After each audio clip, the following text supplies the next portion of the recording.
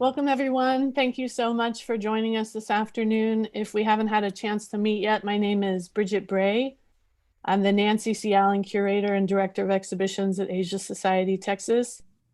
And we're delighted to be able to visit Joseph Havel in his studio here in Houston this afternoon. And he is going to be also talking about all of his process for the new exhibition related to JOS, which is opening today at Asia Society, Texas. So hopefully after the studio tour, you'll have a chance to visit the objects in person at the museum. And we're delighted to have Joe with us and also to have Hannah with us this afternoon. And we'll get into some deeper dives on his process and technique and the project that brought him together with the Chinese ritual vessels that are currently on view as part of Eternal Offerings, which is a wonderful collection of objects that is being loaned to us currently from the Minneapolis Institute of Art. And that exhibition will be on view through November 29th. And so it's our hope that you can come and visit both together and see how well this exhibition really embodies Asia Society's mission to foster cross-cultural dialogues with this simultaneous exhibition in both the upstairs and downstairs gallery spaces, and how it invites us to consider the effects of time on physical materials and our experience of time's inexorable passing and its transformative power. So with that, I would like to welcome Joe and Hannah to the conversation so that we can get started by delving into some of the casting and technical processes that he's using in his work with bronze sculpture. Thank you, Joe. Hey, Bridget, and everyone, thank you. I'm very happy to be here, and I was very excited to do the exhibition, the delayed exhibition, but I'm very excited that it's finally up, and it looks beautiful. You did a beautiful job placing it, so I'm real pleased. Well, I think that the real gift that you and I both enjoy is the architecture that Yoshio Taniguchi created in that space. It's a wonderful setting for your work. And I wonder if you could talk to us a little bit about your particular casting methods and how you approach bronze, because we can also talk about how that differs from the earlier Chinese material. Yeah, I'd love to. In the original material, actually, I did my undergrad. I was born in Minneapolis, where the bronzes came from, and I did my undergraduate work at the University of Minnesota. And one of the touchstones for me, in fact, until I was a senior, the only two museums I'd ever seen in my life was the Minneapolis Institute and the Walker Art Center. And so all of these, and I was quite familiar, particularly by the time I was a junior. I visited the Asian wing, which at that time was downstairs. It was a huge wing which had these bronzes in it along with other Asian culture. And the thing that was phenomenal is just how technically, how they were made and how that was possible so early. I didn't know as much as I know about bronze casting now, but it still was quite remarkable, and it was always brought to our attention that they were, there was so much greater detail in those bronzes than in anything for thousands of years afterwards. I mean, they're very contemporary in the way that they preserve the detail. And if you look at early European Bronze Age work, you don't have the same sense of that detail. It's really quite remarkable. So, doing this exhibition, I got a chance to do a little research on how those were made, and so I'll contrast them with what we do here. You'll hear sometimes some noise behind me because I'm sitting in Hannah's studio, but we're right above the dip room for the foundry, and for some reason today, they're working, or Ken is working, Ken King, who runs the foundry downstairs, and so I hear him, I think he's mixing slurry in the dip room. So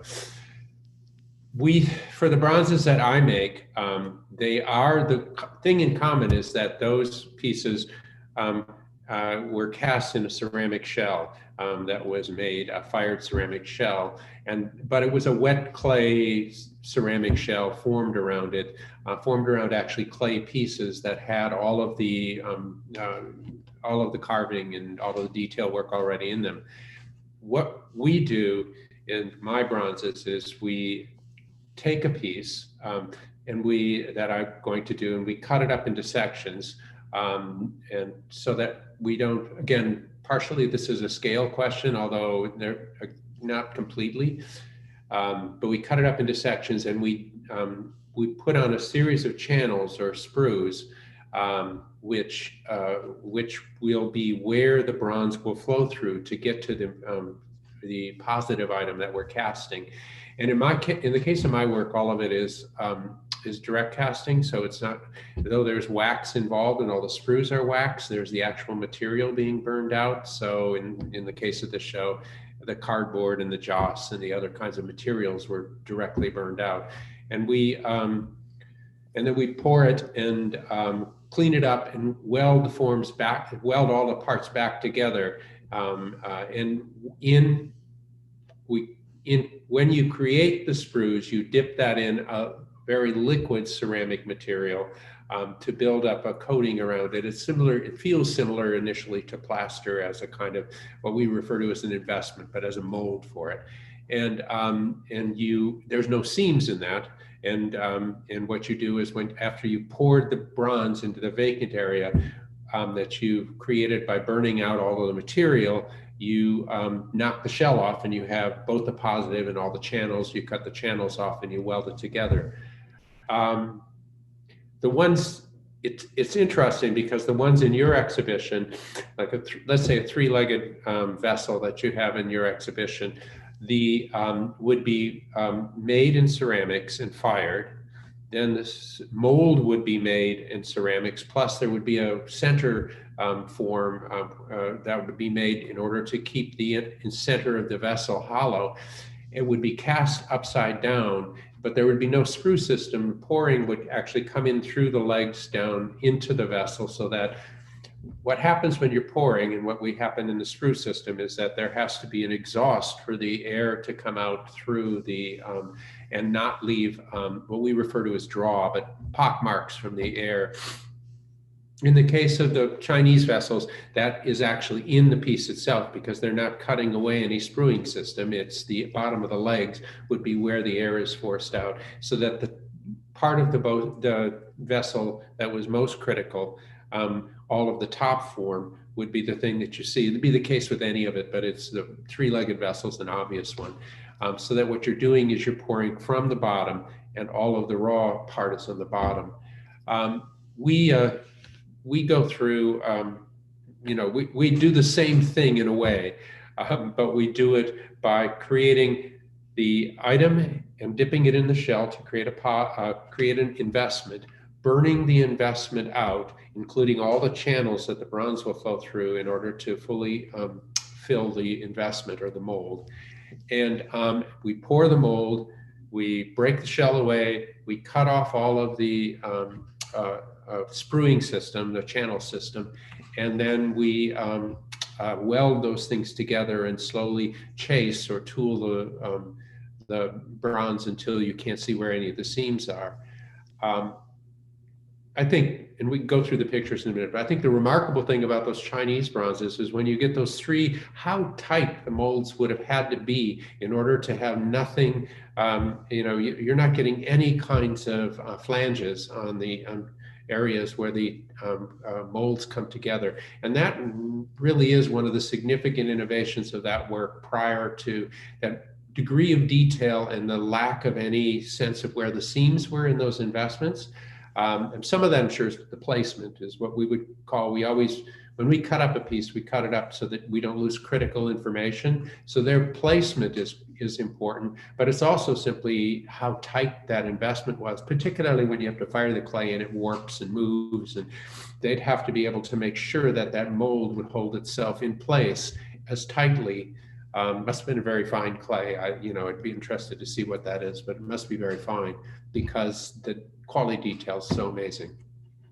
Well, and I think that's one of the things that's been striking about hosting the early material, and the vessels in Eternal Offerings date as far back as Shang Dynasty. So I think the earliest work is about 3300 BCE. And this idea of contemporary technology of that time, to the point that you're making in terms of what they were achieving, the technical mastery, the execution of the pours. And I think one thing, if people do have an opportunity to come and visit both exhibitions in person, one of the great joys is going through the upstairs gallery space and doing a little bit of seam hunting, because to your point about critical information, it is very tough to find a seam on those vessels. And it warrants close looking, which is always rewarded by the beautiful surface detail of those early vessels.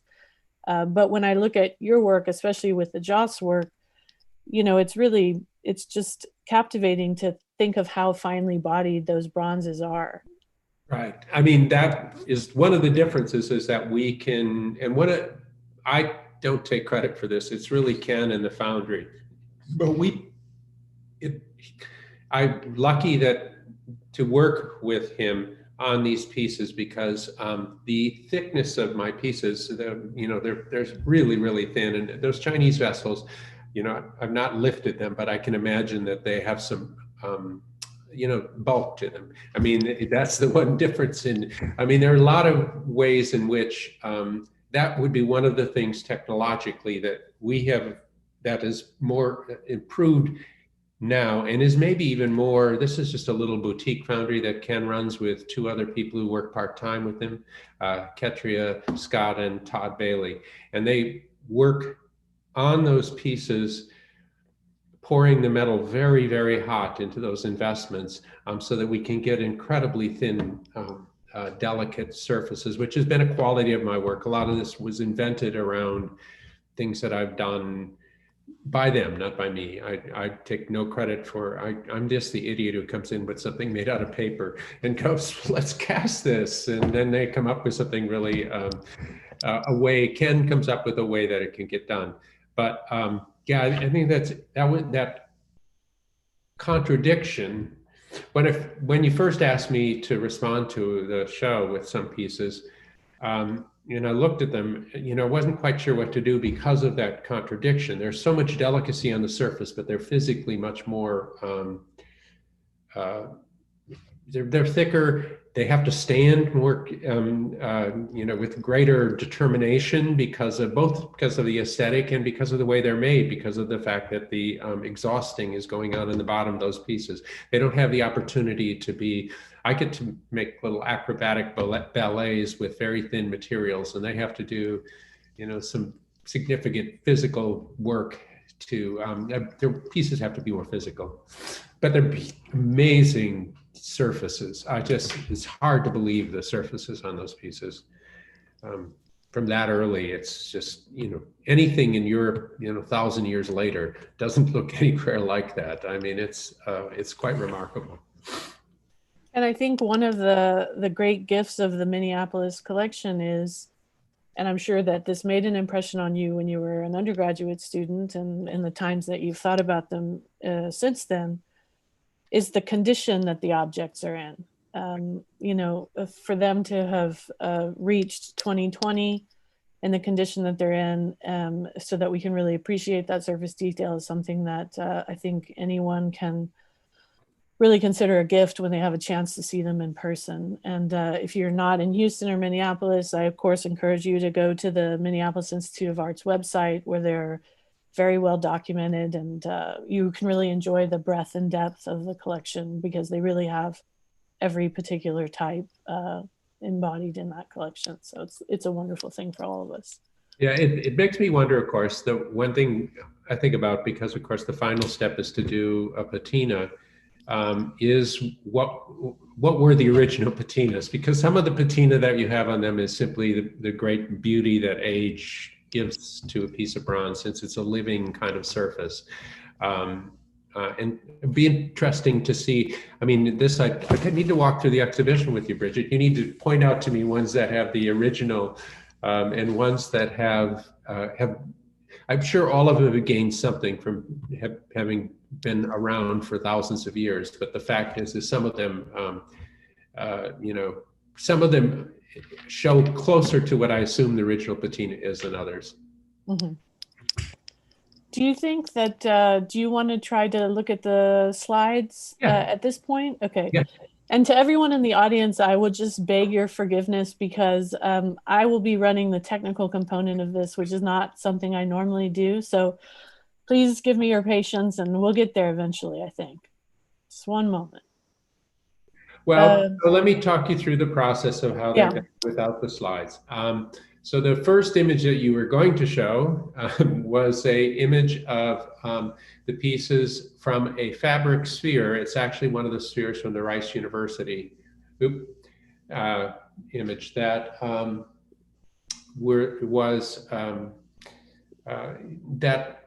of the sphere cut up into sections with the sprue. Oh, there you go. It's on the screen now. The spruing system there, the fabric from the spheres.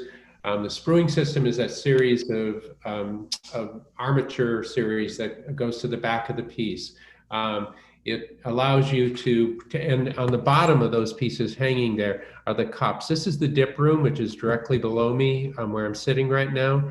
And when they, in the back, you see the one with white on it. What happens is there is some ceramic shell material, which is silica, in both a suspended liquid form and in a crystallized powder form. And what you do is it's a little bit like frying chicken. You dip it in the liquid form, and then you agitate the crystallized silica onto it, and slowly you build up through a couple of weeks the surface. You can, that's that room, that's where we dip things, that's the piece has been cut up. When we cut it up, we try to cut it up so there's no critical information loss, which means no seams that are absolutely important to the nature of the piece, nothing that we have to mimic in tool work that would cause us, which should be just seen as it really is in real life. Right. Those are fabric saturated with wax. It'd be a similar process for the pieces in the show. Mm-hmm. We can go to the next image. Okay.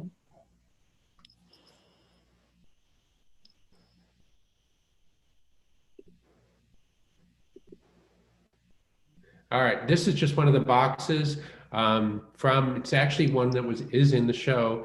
It's the little channels are to hold it in place because it was taken from a stack. This is from the tall box stack, which is about 8 feet tall. And then channels are being added to it in order to both keep the box in its position. There's not any real wax on this box because we were kept just pouring whatever we would get from the cardboard, which is the same with the Joss pieces. So this is very much related to how we cast the Joss shoes and any of the Joss pitcher.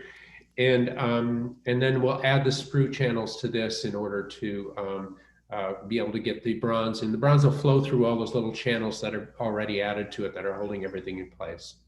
Okay. Do you want to move to the next and we can talk about that?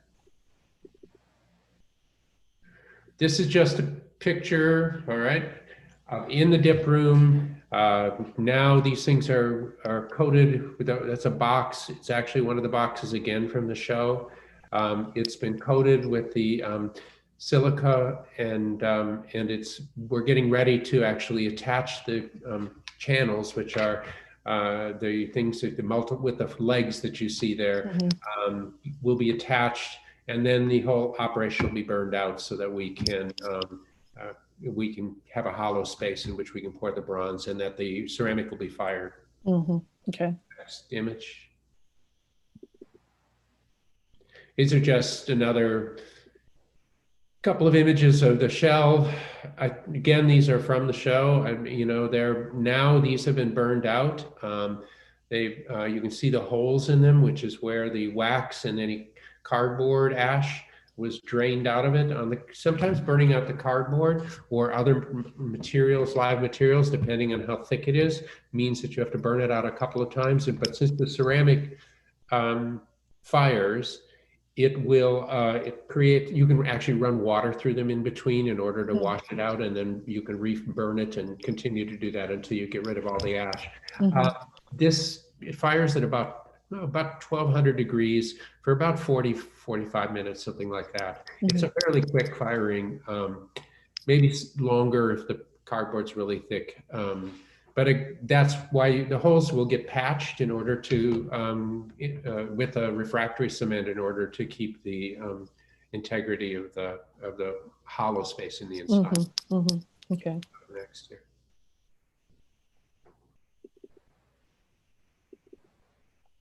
This is just the burnout kiln. You can see it here, the kiln here, you attach them to that floor underneath, and it's counterweighted, and it raises the floor up so that you have that hollow space, or that so you can burn them out, and that the wax and so forth will drip through the floor and can be recollected so that we can reuse the wax. This would be, in a way, this step wouldn't be there for the Chinese bronzes. They'd have an equivalent step in that they'd have to fire their mold, but it wouldn't have this kind of burnout step. And their mold firing probably took, because there's shrinkage in the clay like they're using, not shrinkage so much in the silica, their mold firing probably took 2 days or a day and a half to fire in order to have the clay shrink appropriately, and not, if it's thicker in some areas, not blow up or have other problems with it, because it's a different process. But this is what we use.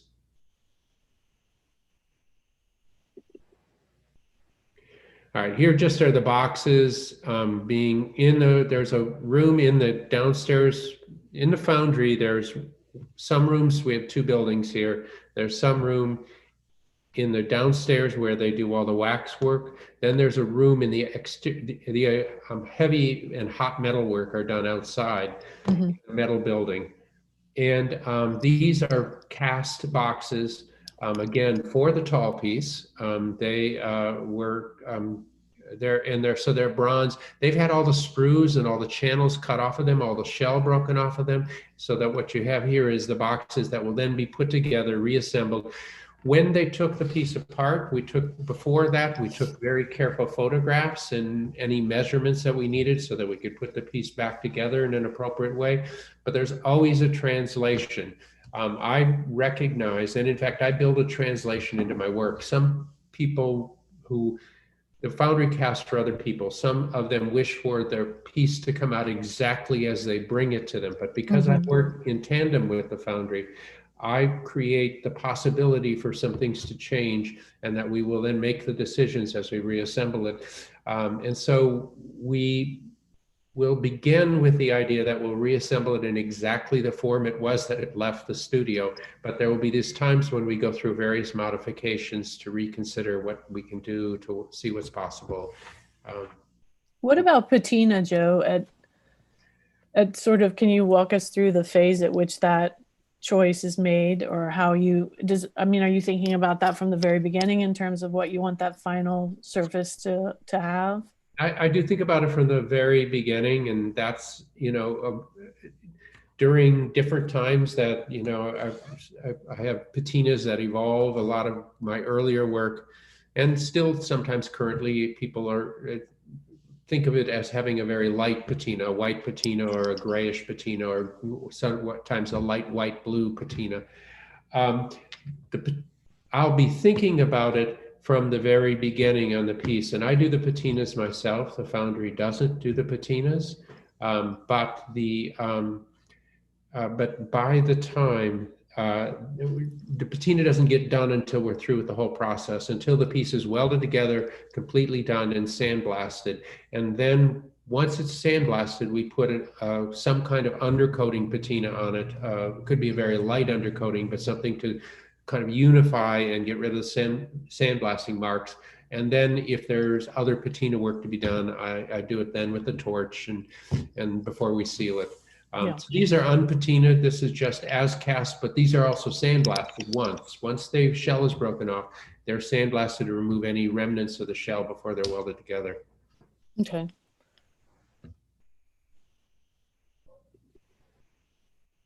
This is another piece the foundry is working on, but it just gives you it's a Catholic saint, but it gives you these are the tools in front, which is what I wanted to show you. Because we have the welds, as they get welded together, you have to chase all the welds with things.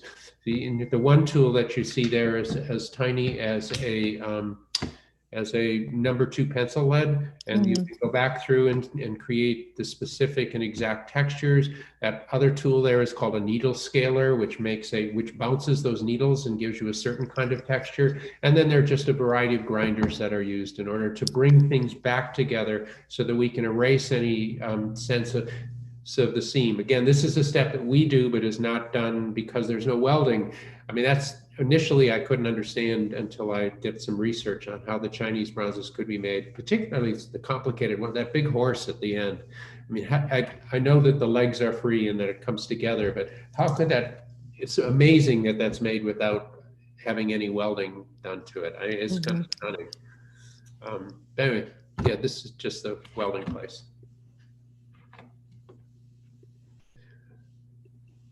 So now we're kind of transitioning a little bit more to your experiences that brought us towards JOS. If you could talk a little bit about that, please. Well, so I have a place in San Francisco on Telegraph Hill.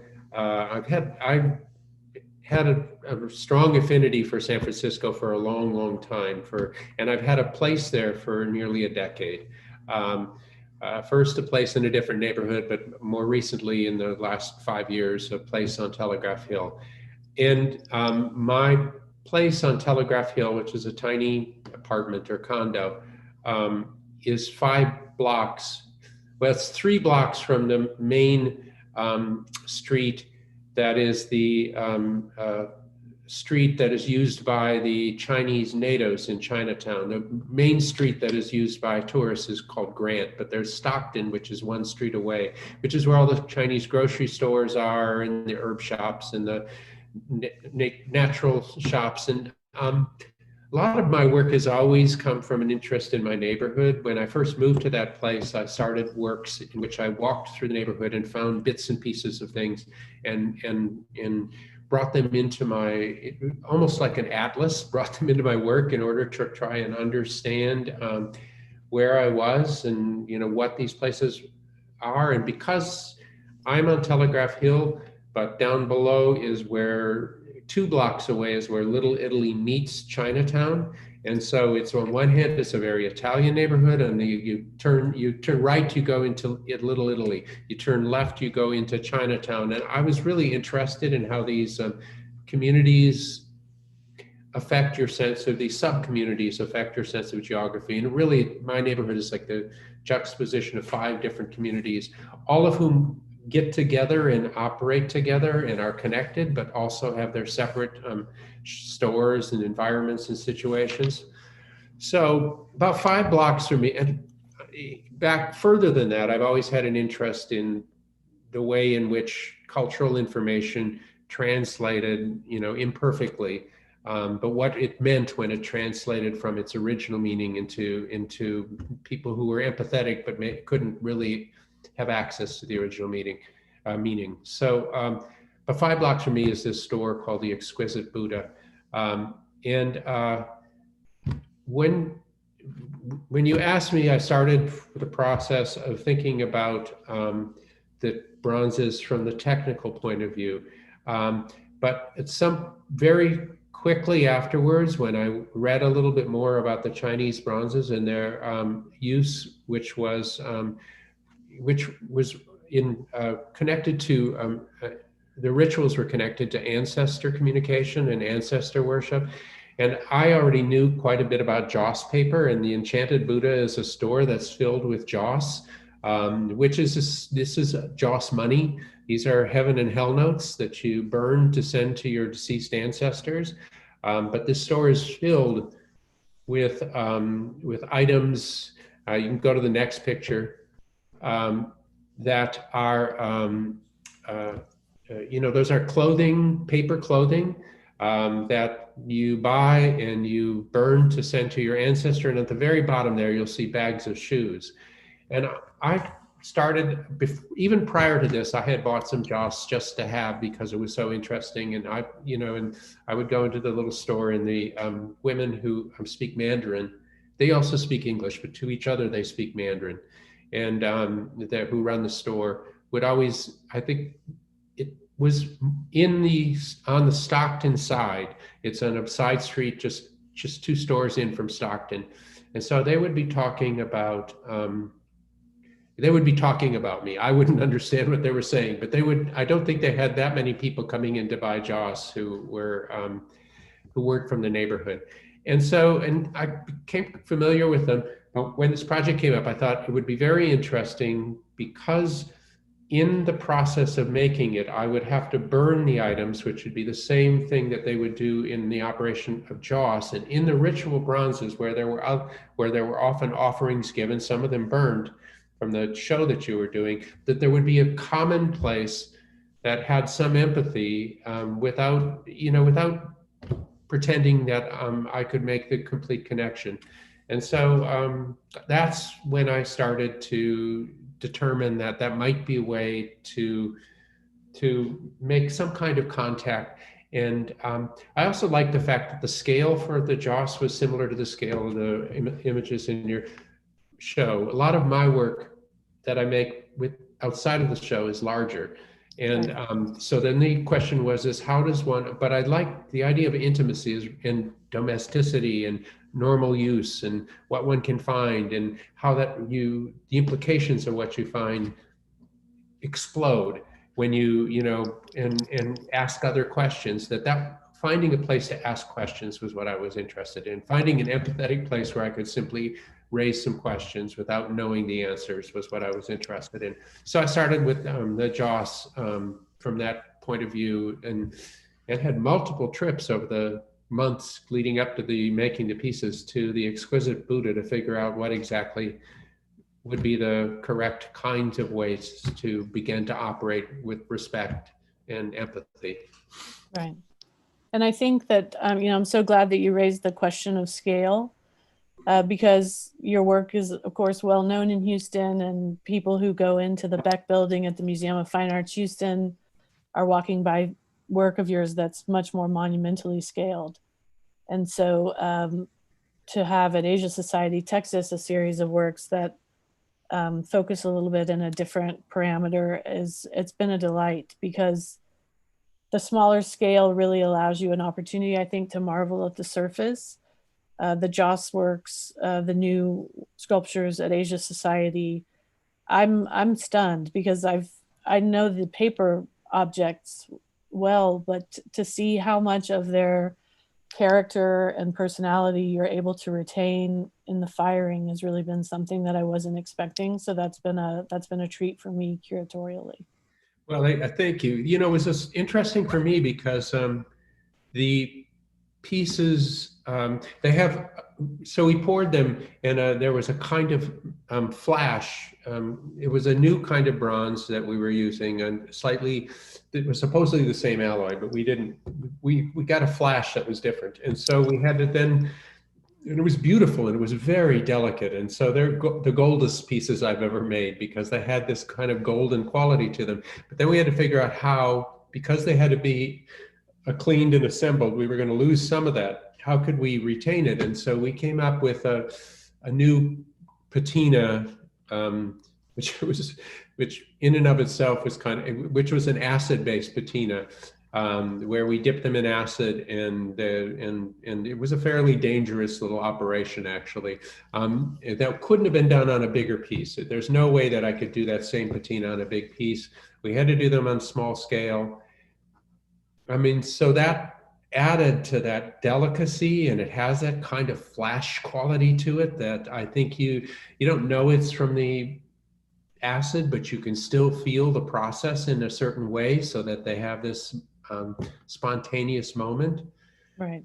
Joe, what do you think, before I stop the screen share, should we show that short clip of the pouring? Yeah, let's do that. Okay.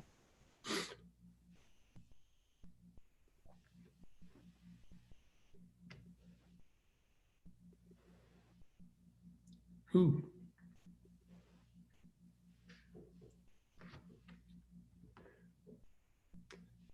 So this is us just pouring the metal into the shell.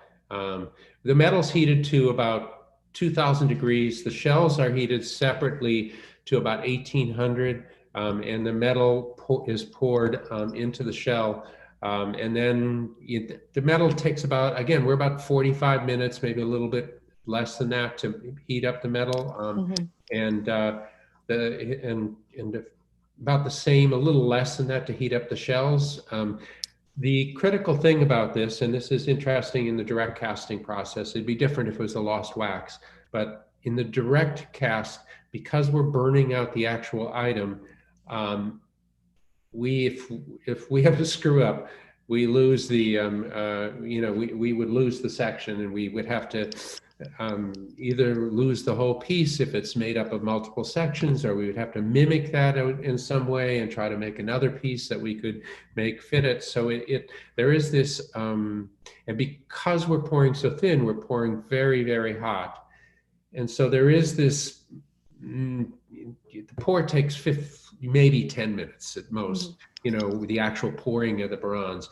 But it is like a little ballet done at 2,000 degrees, dressed up in leather with masks on, so that you be able to do all of this. There are 3 people who pour, 2 who manage the crucible, and 1 who's there with a tool and water in case the shell starts to crack, so that they can cool the shell to heal the outside of the shell, so that the bronze will not pour through and we will not lose the pieces. So there is this kind of, it's exciting, actually. There's a moment of tension because you're doing all of this at very high temperatures, and there is risk involved. We don't lose things often. We have lost things occasionally in the decades since the foundry's been here. Right. And there was some, I think you had mentioned before when we were talking that that experimental phase of testing the compositions done with Joss in terms of trying to figure out how they would behave during casting and how you would end up approaching final compositions of the Joss elements. Yes, we lost the first pour in Joss. Okay, we poured some initial shoe pieces, and we lost them. We poured 5 shoes in a form, and we lost them. We had to rethink it, and I put the foundry probably into a discomfort zone where I said, we're going to do it this way, and you're not going to know, because I'd already assembled the first ones the way I'd normally work into a sculpture, and that's what we lost. Instead, I gave them the parts, assuming that I would know what the sculpture was, which is different from the way that I normally work. And so there was this chance, risk was on me then, to assemble them afterwards and put them together in a different way too, because then we were attaching things sometimes in places that we wouldn't normally attach them, where we would have not, they would have been welded, they would have been together because of the critical information, but instead I was making them put them together in a different way. And they didn't know what was going on. I say they, Ken didn't know, because Ken was the one I was working with. So it took 2 days to assemble the parts for the Joss show. And I will tell you that it lent me, all of the pieces I tried to work towards having negotiating this place where I do all this work, but there's surprise in the end result, and that I have to respond to, so that the final thing is not the same as what I send to the foundry. But this was the farthest.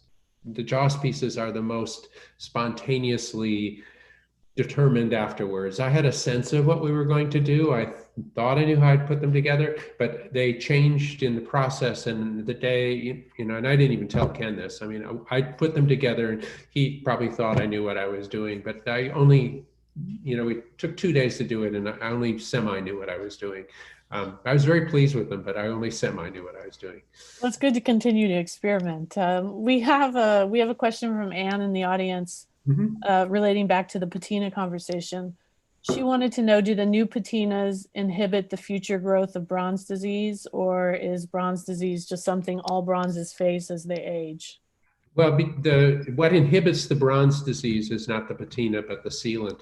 And actually, one of the differences now is that that has developed over the time that I've been making bronzes is that initially the lacquer that was used was not a particularly decent solution to the surface. I didn't like the way it looked.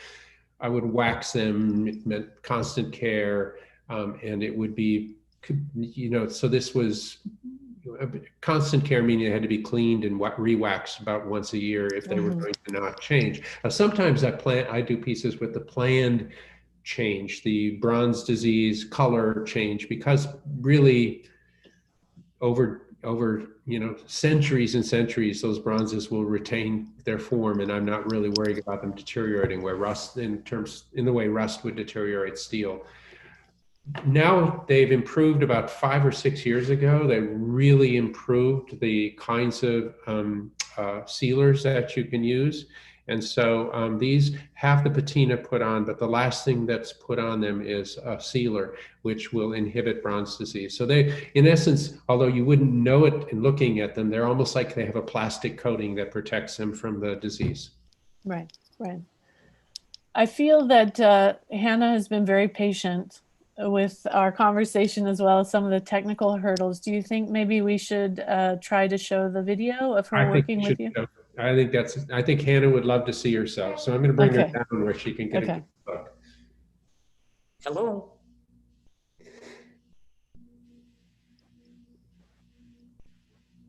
Let me get to the video. Okay. Hannah did just say hello to everybody. Yes. And hopefully you'll be able to hear the sound. Hello. Hello.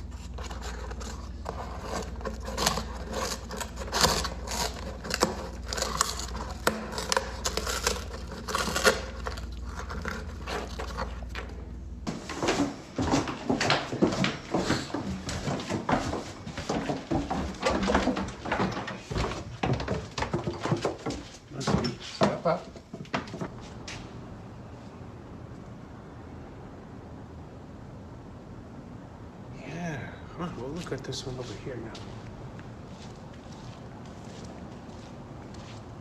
Remember, you just looked at this one too. Yeah. I know, pretty cool, huh? Yeah, you worked on one too.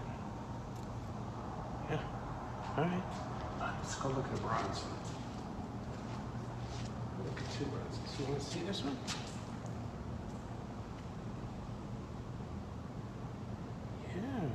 One that you worked on. Look at the top part here.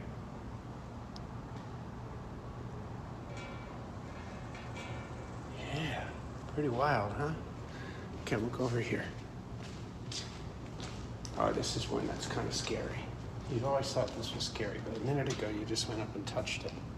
Oh, it swings. I know, that's a little scary. Okay, that's here. But how about the box part? That's better. It doesn't swing. There you go. Good girl. All right.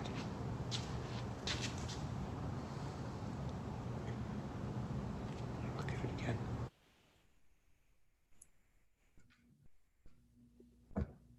Well, Hannah certainly enjoyed that. I think everyone enjoyed it, including Hannah. The cool thing, just bringing up, the Hannah pieces that are in your show, of the 4 that are there, that are specific, the 4 box pieces. I mean, they're and there's 2 in which she worked on the wood parts. But of the 4 box pieces, 3 of them were done after the Joss pieces were done. And so there is this way, and they're different. They're clearly, what I did with the Joss pieces clearly, in ways I don't even completely understand, affected the way that I made the those pieces. And so, I mean, that's just interesting. I'll take me some time to digest that, but and I really wouldn't have even didn't understand it that well until they were in the show, and then it was obvious to me. Right. And can you, for people who are in the audience, can you explain a little bit about how this collaboration between you and Hannah began? Because the great thing about coming to the Asia Society exhibition is they're going to get to see a fairly broad scope of your work. And I think that there's a lot of interest also in understanding this collaborative process that you have. Yeah, so Hannah's 22 or 23 years old. And and I've lived with her since she was a fledgling. About parrots love to chew, okay? And if you don't like your bird to chew, don't get a bird, because it really psychologically it messes with them if they don't chew. And so therefore there's this huge industry that makes very expensive bird toys for them to chew and tear up and so forth. And since people don't really look into bird culture that much when they have a bird, often they don't know why they chew, they don't know what they chew. And I was the same way until maybe about 8 years ago. And I decided that if she was so interested in chewing $40 wood toys, maybe I could get her to chew something else that was a little cheaper. So I gave her a piece of balsa from the studio. And in this process of her beginning to chew things in the studio, both balsa and cardboard boxes, I realized that they're community birds, and that I was the key member of her flock, that she had other members in her flock. She had some cats here, and there were other birds here, and Ken and other people, but I was the key member of her flock. And so she started to chew. It became obvious to me that she would chew when I was in the room, and she would chew for my approval. So there was some kind of communication.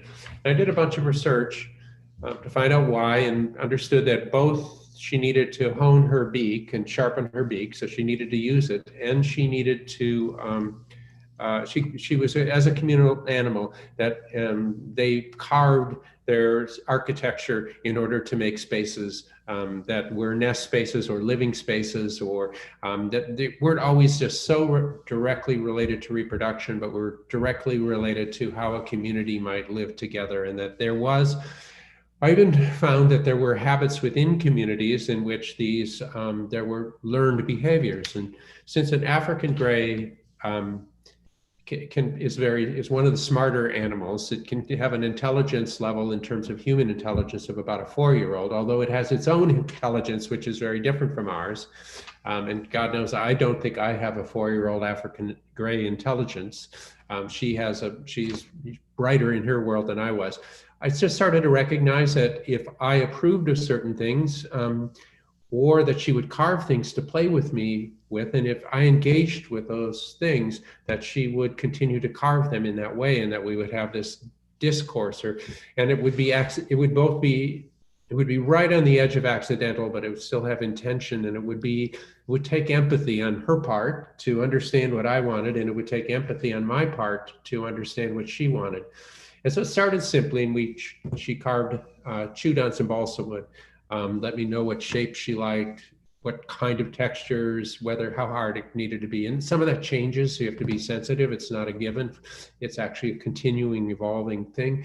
Then we developed into cardboard boxes. And now because the cardboard boxes of a certain size and shape, I think, mimic things that she would prefer in a living situation. If they're too big or they're too awkward, she doesn't like them. And so she's working on things that she would live on. She likes to carve holes in them, stick her head out, and then say hello to me. And she likes to work on them primarily when I'm in the room. And I understand that when I've been gone, she doesn't work so much. So anyway, that's how it all evolved. Slowly it evolved into me assembling these things in ways that seemed consistent with her intent, and sometimes I'd let her rework them, Often, though, she chooses not to change them after I've done something to them. Not always, but often. And we kind of work back and forth. And at some point, particularly some of the pieces that are balsa, I left all completely in wood. But at some point, it became interesting to me to first to translate them into this material that has this whole steeped history, and which the bronze. And also that what puts me in an in-between position. I'm working on one hand with Hannah, who has her own communication and intention in the way that it works. I then form things with them, trying to be sensitive to her, but I'm also trying to be sensitive to the process on the other side of it and know that there are accidents that will happen there that I need to take into account. And so it puts me in this interesting in-between position of two kinds of things where I have to simply pay attention. And for me, that just opened up a world of ways to think about things. I've been doing this work for about 6 years now, and and not exclusively. I'm still working in other materials, other domestic materials, but it's fascinating to me the way in which it creates a need to listen and to work. And it's similar. I play in a band. And it's similar, weirdly, to playing with other musicians, because if you really want to play well with other musicians, you have to know how to listen, not just to play. And it's sort of similar, except for it involves, another species. I did a great deal of research to figure out exactly why, in what conditions her carving, and how this then broadly, what her social being is like. And she'll live to be 60. And so, there is this need to understand that on one hand, and be empathetic, not simply use them as if they're a pretend found object, because they're not. They're really made in correspondence with me. Each morning I get up, I have my cup of coffee, first one in bed. Then I come over here and I have my second cup of coffee sitting in her room. She gets up and she works on things, and she looks over at me and we work. And she looks for me to approve. And if I approve, sometimes she has jokes she plays, but there is a kind of cognition and a need to communicate, an ability to at some level communicate. I don't pretend to know enough African Grey to know always what she's thinking, and she doesn't know enough human being, but there is this middle ground. Well, I think that's what's so striking. When I was together watching the two of you, it is very clear that you're in the presence of a communication stream that's very two-sided. It's very much a back and forth. And as a person who has not have any experience with African gray parrots, I thought that was really very striking and unexpected. Others have commented on that too. Yes, it is striking. She loves being, by the way, she just loves being on the video. Now I'll bring her down to the screen again. And it's interesting because right now there's a dog here too. And Pixel doesn't recognize the screen, but Hannah she knows the screen. She knows it's a human being on the screen. If I bring her down, she'll want to say hello again. Mm-hmm. Hello. So she knows exactly that you're there. She's anyway, she's pretty bright. She is. She's very, as I told you before, I think she's very charismatic. I think so too. I just need to step out of the picture and let her do these. She can just do the next webcast on her own. Yeah. One question that we haven't really touched on at all, but it's coming from another Joseph in the Woodlands. Mm-hmm. And I think it also allows us to talk a little bit about your role as an educator and, the fabulous legacy of the core program. But this idea of visual versus verbal acuity, and, do you think speaking for or about your work is as important as making it? How do you balance those two important components in the life of an artist? Well, I think that basically since Donald Judd and Robert Smithson, you're stuck having to say something, right? You know what I mean? And you're actually, I don't mean that's a joke, but I mean that really work comes out of context now. What happened is this idea that there was this kind of this pre-existing sort of Jungian transitional space that you could go into and be a savant. You know, I believe there are vocabularies and there are transcendent kinds of forms, but transcendent of what is like is a contextual question. So I think that you have to be able to think about your work, and to think about your work these days, you have to be able to say something. It doesn't mean that if you can say the best things about your work, that your work is necessarily the strongest. It simply means that if you don't have this ability to think about it intellectually and use some kind of language in which to create a context to understand it, you probably, you know, you need that to be able to develop a practice, at least a cognizant practice. You know, somebody could find somebody that's an exception to that, and I would, you know, go, okay, that's an exception. And others create the language around their work. Most people now come out of a circumstance in which they have to be able to speak. We certainly believe at the core program that, you know, that part of what you're there for is to learn a language, you know, and part of what most of them already have is some kind of language that surrounds their work, in which allows their work to continue to evolve, maybe to be greater than that language. Okay, I'm not saying not to be limited or illustrate that language, but you need a language. Right. Well, I've so enjoyed the afternoon. Thank you. And thanks to Hannah for making time. I hope that people who are watching will take the opportunity to come to Asia Society and see the two exhibitions in conversation. One of our goals with Joss, of course, was to show the enduring impact of the power of these early Chinese materials moving forward into the 21st century, and the role they continue to play in influencing contemporary artists. So a wonderful debt of gratitude to the two of you. It's been such fun to have a little time with you in the studio, and we really appreciate you making that possible for us. Well, thank you, Bridget. This was really fun. The whole exhibition was a great joy. So thank you. Thanks so much. And thanks to everyone in our audience. I also want to say a huge thank you to my colleague, Chris Dunn, who's been helping out this afternoon. Please take advantage of the opportunity to see the exhibition. They'll both be on view through November 8th, and Eternal Offerings will continue through November 29th. Thanks again.